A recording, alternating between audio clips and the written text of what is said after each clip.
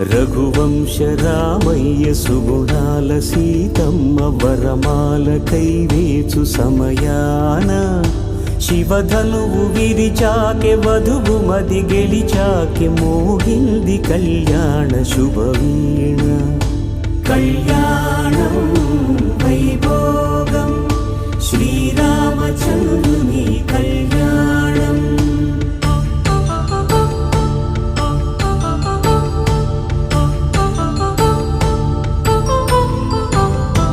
అపరంజి తరుణి అందాల రమణి వినగానే కృష్ణయ్య లీలామృతం.